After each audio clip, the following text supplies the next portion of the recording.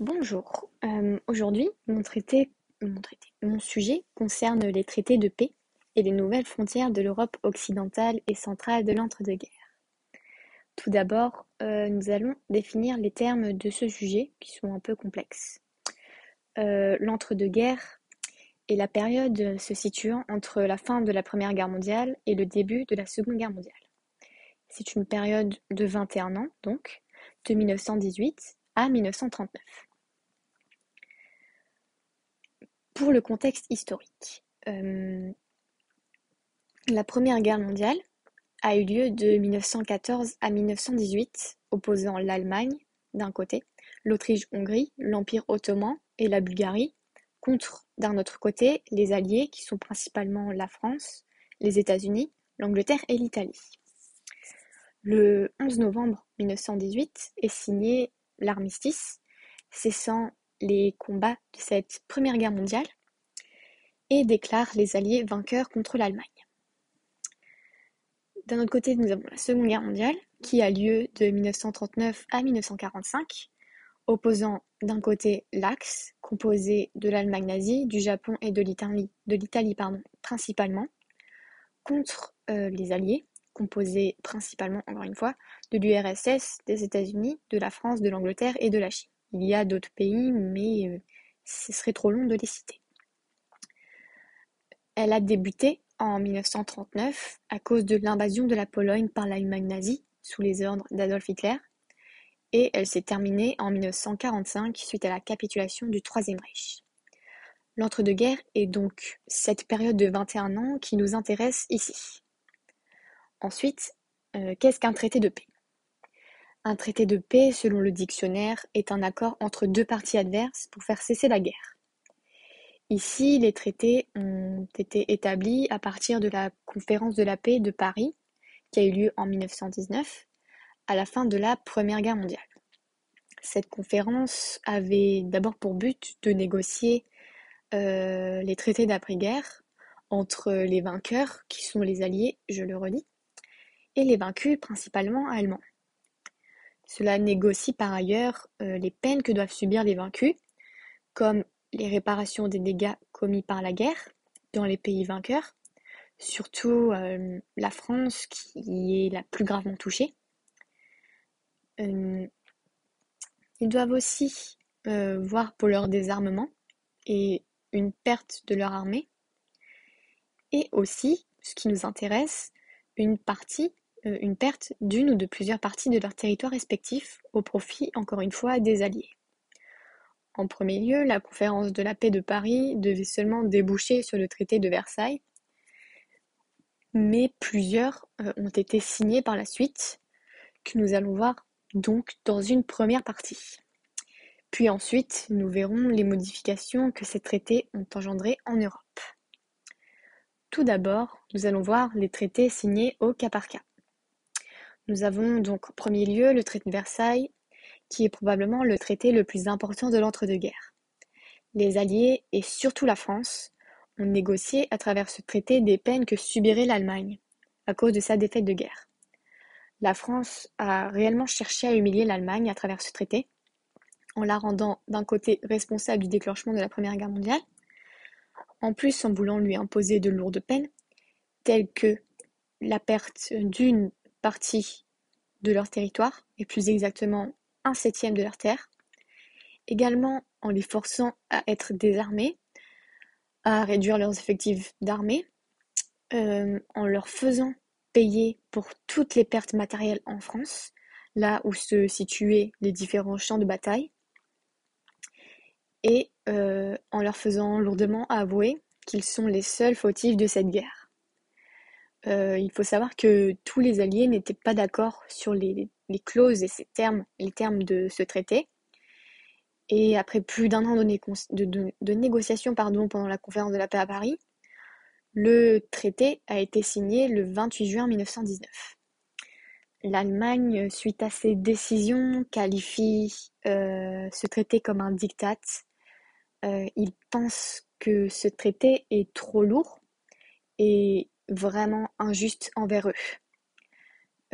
Notons que le traité de Versailles a notamment mis fin au traité de Brest-Litovsk signé entre l'Allemagne et l'URSS, qui a créé de nouveaux pays au sein de l'Europe, dont je parlerai à la toute fin. Et pour en revenir au traité de Versailles, il a interdit l'Anschluss, qui est un rapprochement entre l'Autriche et l'Allemagne qui étaient alliés du coup pendant la Première Guerre mondiale. Ensuite, nous avons le traité de Saint-Germain-en-Laye qui a été signé le 10 septembre 1919. Ce traité concerne les Alliés, évidemment, et l'Autriche-Hongrie, mais plus exactement l'Autriche. Ce traité avait pour but principal de dissoudre l'Empire austro-hongrois et de former, en plus de cela, plusieurs petits États, et donc pays, que nous verrons plus largement dans la deuxième partie. Il faut en plus noter que ce traité empêchait encore une fois l'Anschluss, c'est-à-dire, je le redis, le rapprochement entre l'Autriche et l'Allemagne. Ensuite, nous avons un autre traité, chronologiquement, qui est celui de Neuilly, signé le 27 novembre 1919. Il concerne ici la Bulgarie, qui était aux côtés de l'Allemagne pendant la guerre, et donc accorde une paix avec les Alliés, encore une fois. Une paix est donc signée entre ces deux parties, mais la Bulgarie, qui était perdante, doit payer de sa défaite de guerre, tout comme les autres pays qui étaient aux côtés de l'Allemagne. Elle va devoir alors céder une partie de ses territoires aux pays voisins qui étaient alliés à la France. Elle devra aussi réduire son effectif de guerre à 20 000 hommes et devra notamment payer les réparations de guerre des Alliés, tout comme l'Allemagne.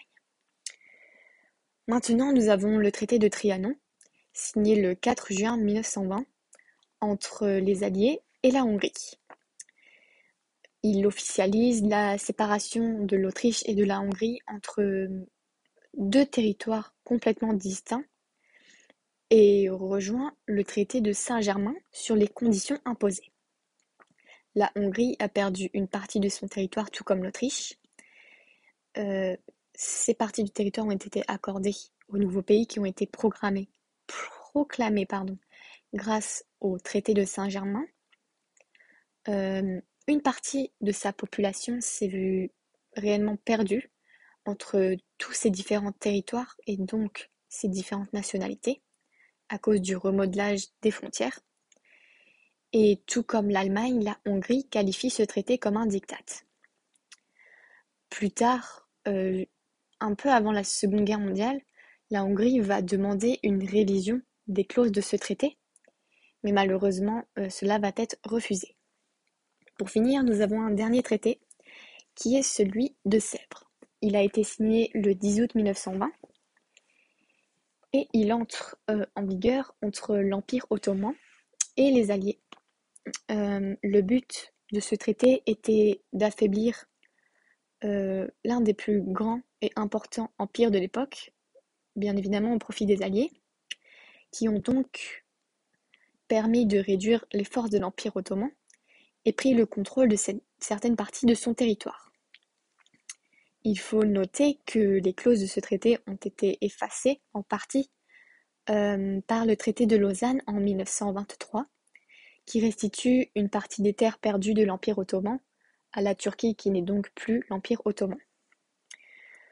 Nous venons donc de nommer les différents traités établis au sein de l'Europe suite à la Première Guerre mondiale, et nous allons voir que ces traités ont modifié les frontières de l'Europe en détaillant comment et également leurs conséquences s'il y en a. Reprenons avec le traité de Versailles, qui, comme dit précédemment,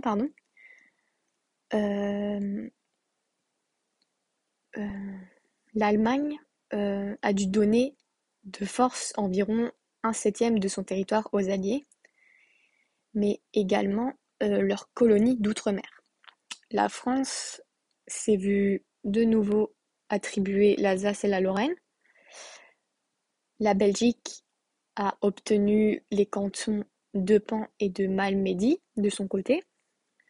Le Danemark a récupéré le nord du Schleswig et la Pologne a eu la Posnanie.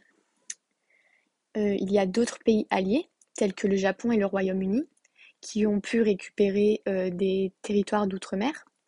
Mais dans cet exposé, cela ne nous intéresse pas. Nous nous concentrons juste sur ce qu'il s'est passé en Europe.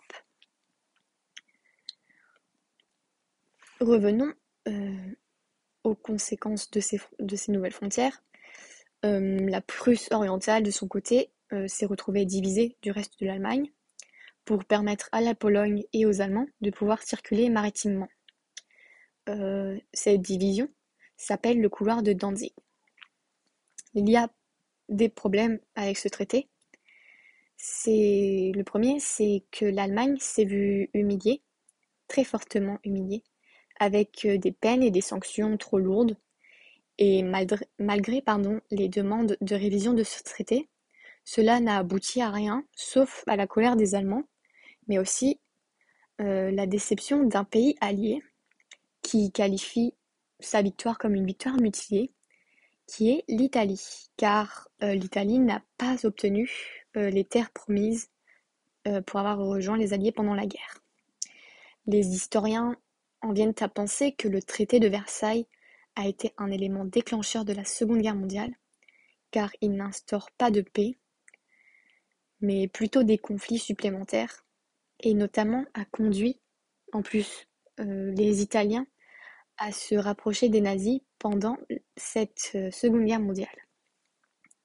Ensuite, revenons sur le traité de Saint-Germain-en-Laye et celui de Trianon, qui ont été des traités très lourds pour l'Autriche-Hongrie. Leur empire, comme je l'ai dit, a été réduit à néant suite à leur signature, et en plus d'être devenus deux États complètement indépendants l'un de l'autre, ils ont également vu leurs territoires respectifs être réduits pour laisser place à de nouveaux États qui eux aussi étaient indépendants. Ces États sont, en plus de l'Autriche et de la Hongrie, la Yougoslavie, la Roumanie, la Pologne qui n'était plus sur les cartes européennes et la Tchécoslovaquie.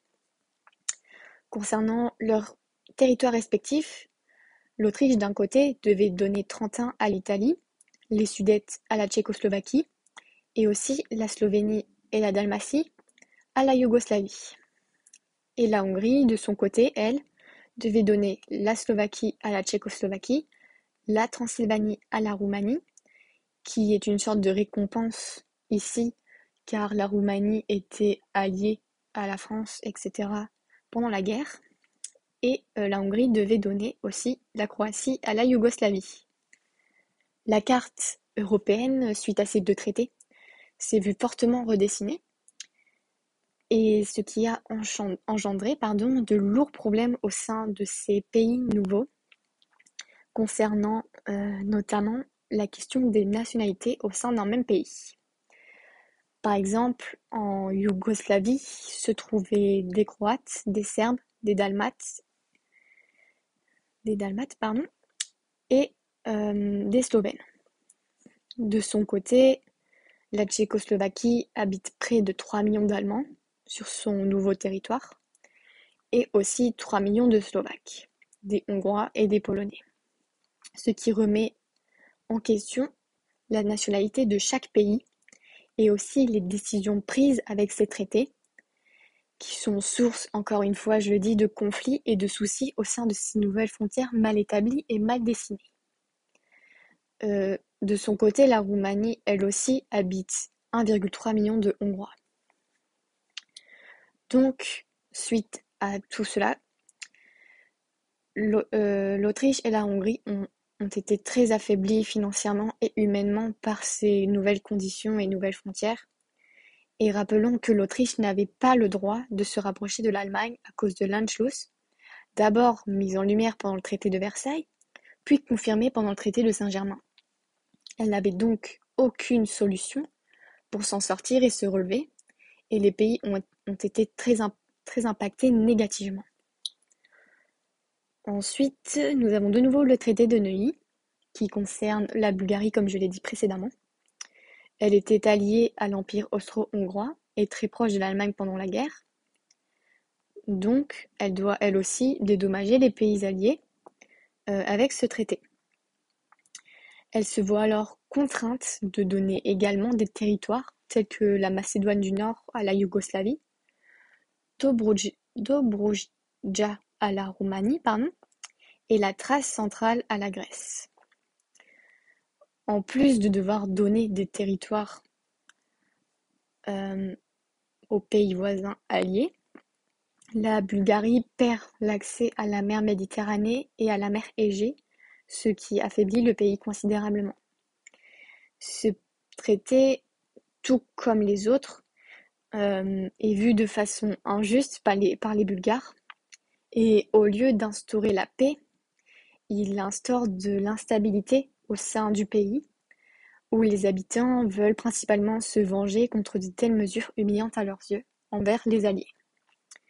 Il va y avoir en conséquence un accroissement des activités terroristes, et plus tard, la Bulgarie décidera de rejoindre l'Allemagne nazie pendant la Seconde Guerre mondiale, en guise de totale vengeance envers les Alliés pour ce traité humiliant. Pour finir, parlons du dernier traité qui est celui de Sèvres. Il concerne l'Empire ottoman qui est dissous à cause de ce traité et voit son territoire se réduire et se partager en faveur des Alliés encore une fois. La France de son côté obtient la Syrie et le Liban. Le Royaume-Uni obtient la Palestine, la Transjordanie, l'Irak et le Koweït. Ici, sur ces terres, il se proclame protecteur des nations arabes. Et en dernier point, la Grèce, de son côté, obtient la Thrace orientale. Le traité de Sèvres, comme je l'ai dit précédemment dans ma première partie, va être en partie abandonné suite à la prise de pouvoir par Mustafa Kemal. Pour lui, c'est une situation humiliante et des clauses humiliantes. Il va donc chercher à annuler les clauses de ce traité par la force. Et donc, c'est la première fois qu'un traité est revu par la force, et cela conduit au traité de Lausanne, comme je l'avais précisé, de 1933, où la Turquie va récupérer des territoires, comme la Thrace orientale, qui, je le redis, appartenait à la Grèce suite au traité de Sèvres, et l'Arménie turque. Ici, nous pouvons voir deux différentes cartes de l'Europe. À gauche, nous avons l'Europe en 1914, c'est-à-dire avant les traités et la guerre. Et à droite, nous avons l'Europe en 1922, avec l'entrée en vigueur des traités que j'ai cités. Et je reviens sur le point du traité de Brest-Litovsk. J'avais bien précisé que grâce à ce traité, qui avait été en partie annulé, grâce au traité de Versailles, que des pays ont été créés sur les anciennes terres de l'URSS, qui sont donc, comme vous pouvez le voir, l'Estonie, la Lettonie et la Lituanie. Pour conclure, l'Europe a vu ses frontières se redessiner considérablement avec ses différents traités signés. Au premier plan, ces traités étaient une sorte d'espoir de trouver des solutions aux conflits et aux différents troubles au sein de l'Europe après la guerre. Mais cela s'est avéré malheureusement avoir l'effet contraire. Ils ont été source de conflits plus que de paix au sein de ces nouveaux territoires et nouvelles frontières, remettant aussi en cause la question de nationalité au sein d'un même pays, à cause des frontières qui ont été mal établies, mal réparties et mal dessinées. Cela a créé en plus des instabilités et des faiblesses dans chaque pays perdant, et a créé davantage de tensions au sein de l'Europe. Les pays vaincus, se sentant humiliés à travers ces traités et ces clauses qui, selon eux, étaient injustes, ont rejoint par la suite l'Allemagne nazie pendant la Seconde Guerre mondiale. Nous pouvons donc penser que ces traités ont été une des causes de la Seconde Guerre mondiale, ou du moins un de ses éléments déclencheurs.